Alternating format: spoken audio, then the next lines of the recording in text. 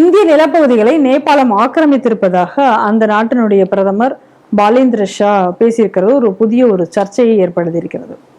ஏற்கனவே காலாபானி, லிபுலேக்கு, லிம்பியாதுரா இந்த பகுதிகளை குறித்து இந்தியாவுக்கும் நேபாளத்துக்கும் இடையில ஒரு சர்ச்சை என்பது இருந்து கொண்டே இருந்ததை நம்ம பார்க்கிறோம், எல்லை சர்ச்சைங்கிறது. இப்போ பிரதமர் இப்படி அந்த நாட்டினுடைய பிரதமர் இப்படி பேசி இருப்பது இன்னும் அந்த குழப்பத்தை அதிகப்படுத்துவதாக இருக்கு. அண்ட் அது என்ன சொல்றாங்க அப்படின்னு சொன்னா, அதே போல லிபுலேக் உள்ளிட்ட பகுதிகளை இந்தியா ஆக்கிரமித்திருக்கு அப்படின்றதையும் அவங்க சொல்லியிருக்காங்க. அதனால அவங்க இந்தியா இந்த பகுதிகளை ஆக்கிரமிச்சிருக்கிறது, அதுக்கு ஈக்குவலா நாங்க இந்த பகுதிகளை ஆக்கிரமித்திருக்கிறோம் அப்படிங்கிற மாதிரியான செய்திகள் இப்ப அங்க வந்திருக்கு. ஆனா இந்திய நிபுணர்கள் அதற்கு, அதாவது இந்தியா பகுதியில இருந்து இதற்கு ஒரு கடுமையான மெசேஜும் அனுப்பியிருக்காங்க. அதே நேரத்துல இந்த எல்லை விவகாரங்களை நம்ம இரு நாடுகளும் அமைதியாக உட்கார்ந்து பேச்சுவார்த்தையின் மூலமாக இதற்கு தீர்வு காணணும். அதாவது நிலங்களை அளந்து இது பண்ணி எல்லை பகுதிகளை கரெக்டாக வகுக்க வேண்டும் அப்படிங்கக்கூடிய விஷயமும் இப்ப பேச்சுவார்த்தையில பண்ணணும் அப்படின்னு கோரிக்கைகள் வந்திருக்கிறது.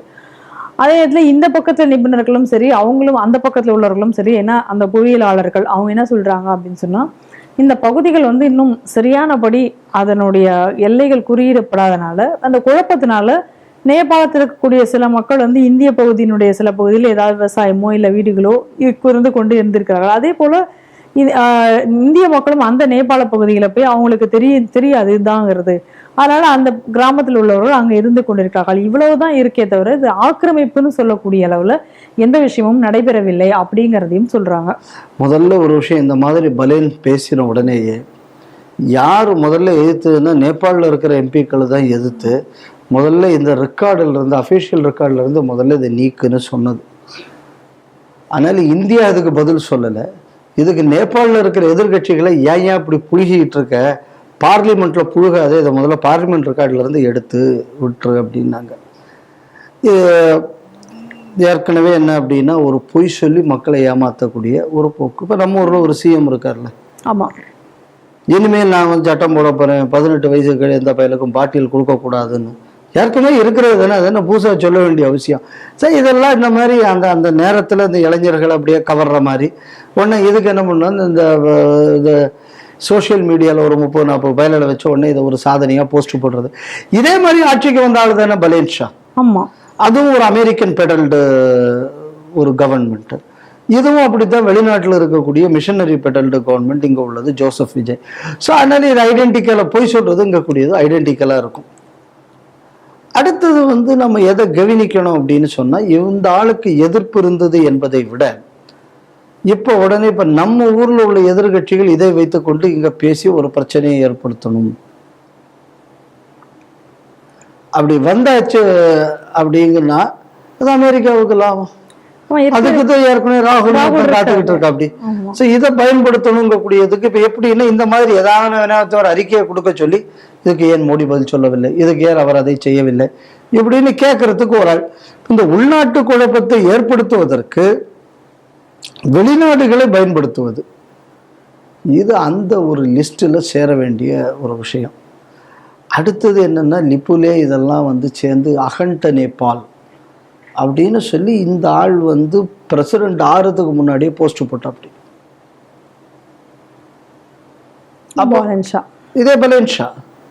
ஆனால் இன்னைக்கு அந்த லிப்புலேல நம்மளோட ரோடே போட்டுட்டான், காலாபானி ஏரியால எவரெஸ்ட்டுக்கு போறதுக்கு. அதில் நேபாளெலாம் கிடையாது, எல்லாம் இந்தியாவோட போய் தான் வேலையை பாருன்னு வேலையை முடிச்சுட்டு போயாச்சு. அப்போ இந்த மாதிரிலாம் நீ அன்றைக்கி போஸ்ட்டு போட்டுடலாம் தானே மக்களை ஏமாத்தின அப்படிங்கக்கூடிய கேள்வி வராமல் இருப்பதற்கு, இப்போ இந்தியாக்காரரோட போட்டு போயிட்டு இருக்கானேன்னு கேட்டான், நானும் தான் அவனை பிடிச்சிருக்கானேன்னு பதில சொன்னால் முடிஞ்சு வச்சு இல்லை.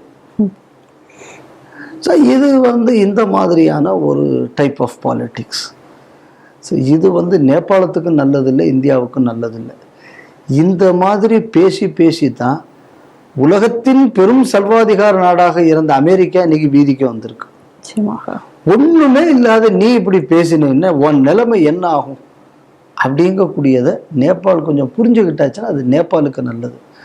எப்படி நேபாளில் இருக்கக்கூடிய சைனீஸ் இன்ஃப்ளூயன்ஸ் இருக்கக்கூடிய கம்யூனிஸ்ட் பார்ட்டி எப்படி டீல் பண்றது, நீங்க நேபாள ஐஎஸ்ஐ பேஸ் ஆக்கி இருக்கு, அதை எப்படி டீல் பண்றது, நம்ம ஊரில் நேபாளிகளை மதம் மாற்றி இப்படி எல்லாம் பண்ணிக்கிட்டு இருக்கானே, நாளைக்கு இங்கே வெடிகுண்டு வந்தால் எப்படி நம்ம சமாளிக்கிறது, இந்த மாதிரி ஒரு அடிப்படையில் யோசித்து அந்த நாட்டை பாதுகாக்கிறத விட்டுட்டு இன்னொருத்தர் நாட்டுக்கு மேலே நான் சாதிச்சிட்டேன்னு ஒரு பீத்த பெருமையை காணிச்சுக்கிட்டு உள்ளூரை கோட்டை விடக்கூடிய ஒரு தவறை இன்னைக்கு பலேன் ஷா செய்துக்கிட்டு இருக்காருங்கக்கூடியதான் இந்த செய்தியில் நம்ம பார்க்க வேண்டியது. ரெண்டாவது,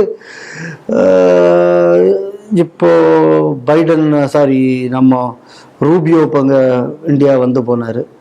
வந்து போய் மோடிக்கு நீங்கள் வரணும், ட்ரம்ப் உங்களை வர சொன்னார் எல்லாம் சொல்லிட்டு போனாங்க. ஆனால் இதுவரை இந்திய அரசாங்கத்திலேருந்து இத்தனாம் தேதி நான் வரேன் இன்னைக்கு வர சொல்லலை.